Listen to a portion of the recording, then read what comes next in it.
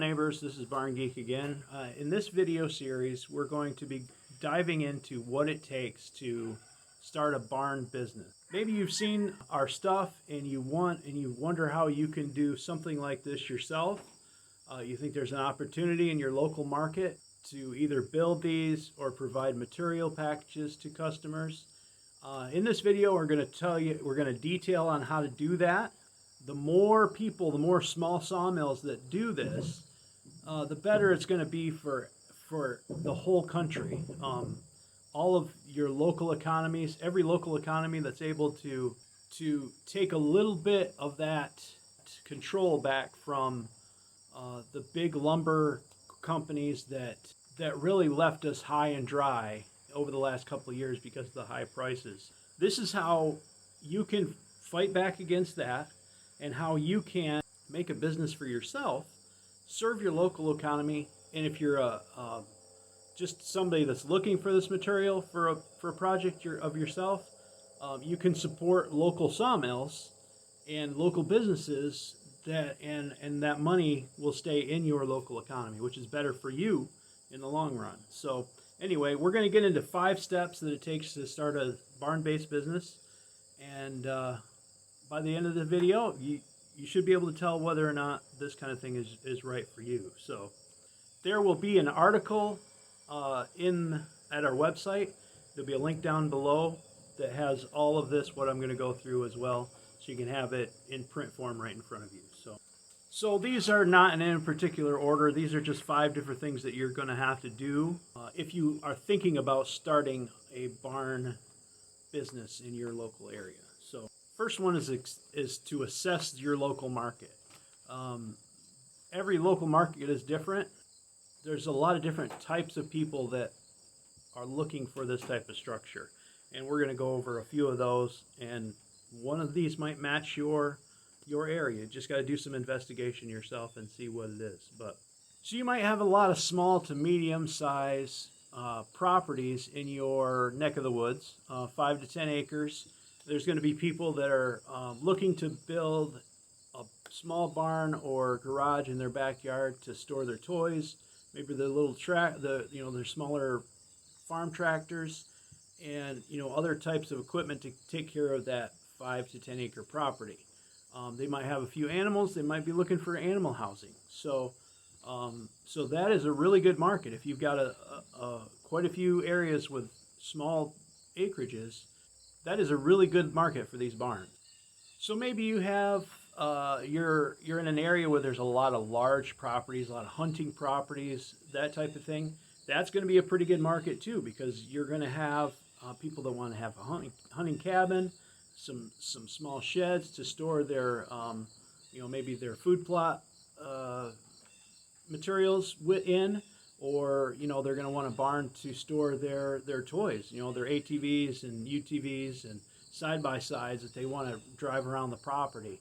All of that lends itself well to these types of barns, because a lot of them have a loft in them, so people can park their stuff, their toys, and the things that they need for their property in the bottom part of the barn, and then having a little bunkhouse in the upper part.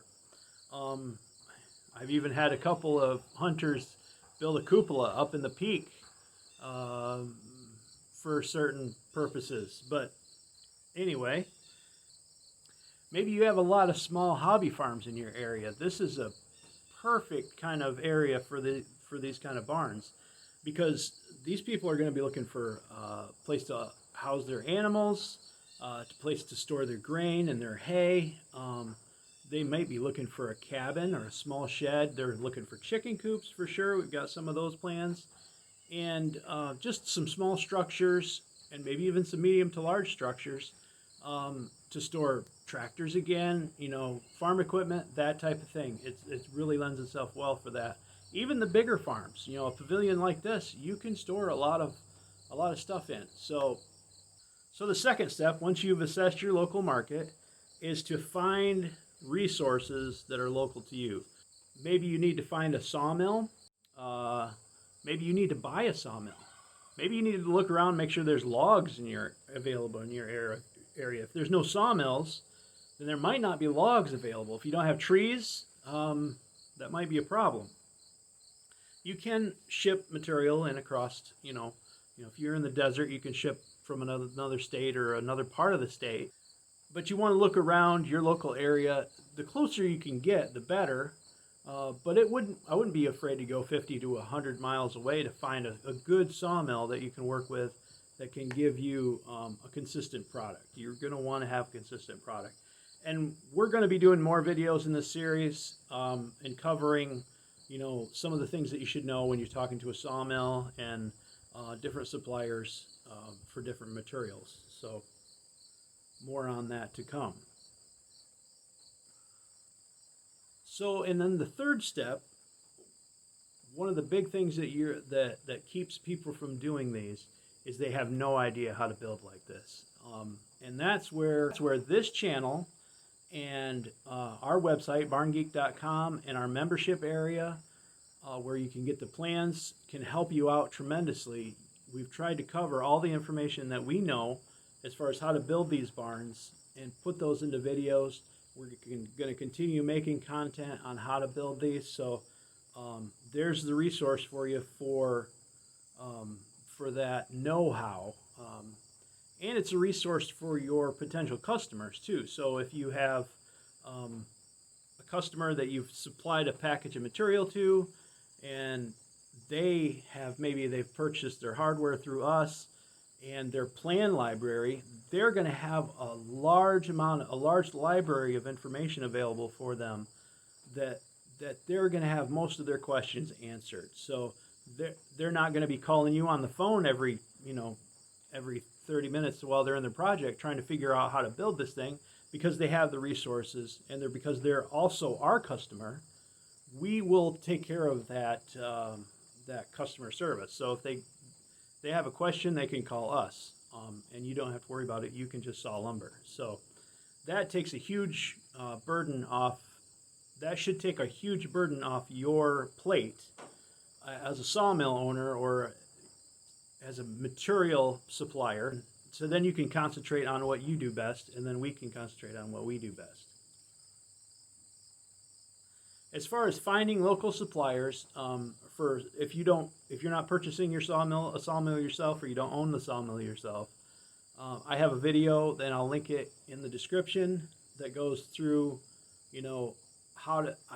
my ways of finding local suppliers, and even going out beyond the local area and finding suppliers that are far away. So number 4, the fourth step that you need to do is you need to build your own barn first. There's really no substitute for experience. Having that hands-on experience of building the barn, you can tell people when you're talking to them initially, when they're thinking about making that order, you can answer questions on the spot. We're there for service questions or that type of thing. But when you're talking one-on-one to your customer, you're going to want to have a knowledge base so that you can answer questions when you're in person with them. So having a barn already built that you've built, you're going to have that knowledge base.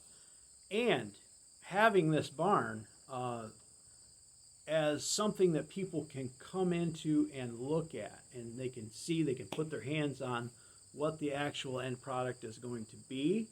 People are going to be encouraged that, hey, this guy knows what he's doing. Look, here's the proof right here in front of me. I can see it. I'm standing in it. I'm looking at it, and it looks amazing. And the more you can get a person inside a barn, the faster they're going to fall in love with it. So